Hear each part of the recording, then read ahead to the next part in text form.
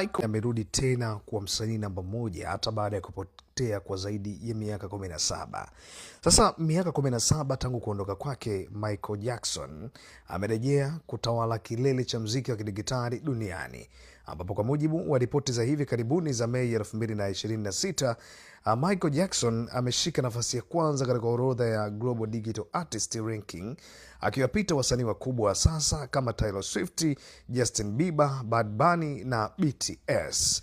Mlipuko huu wa mafanikio unakuja kufuatia kutolewa kwa filamu yake ya wasifu, yani biopic, iliyoitwa Michael, iliyoanza kuonyeshwa katika ukumbi za sinema duniani kote mnamo Aprili 24, 2026.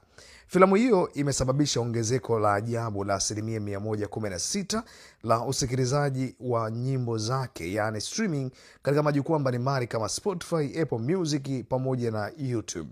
Sasa takwimu za kustua ni kwamba idadi ya wasikilizaji wa Michael Jackson kwenye Spotify imevunja rekodi yake mwenyewe ya kufikia zaidi ya watu milioni 81, kiwango cha juu zaidi kuwahi kutokea katika historia ya akaunti yake. Lakini nyimbo kama Billie Jean na Billie It zimeonekana kupanda kwa kasi katika chati za Global Top 50 Artists, zikishindana moja kwa moja na nyimbo mpya za wasanii wa hivi sasa.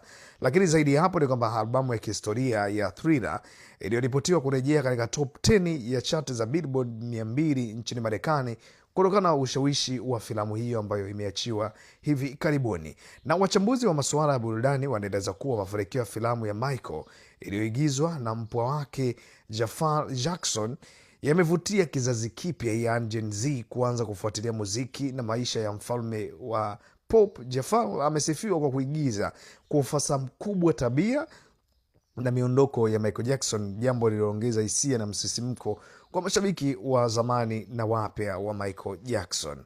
Lakini filamu hiyo ambayo imeingiza zaidi ya dola milioni 97 katika wiki yake ya kwanza tu nchini Marekani na Canada imethibitisha kuwa ushawishi wa Michael Jackson ni wa kudumu na haujafutika licha ya kupita kwa miaka mingi tangia kifo chake cha mwaka 2009. Na kwa sasa Michael Jackson anaendelea kuongoza chati za digitali, akiacha alama kuwa yeye ni mwanamuziki wa kipekee ambaye kazi zake zinavuka mipaka ya wakati sambamba na teknolojia.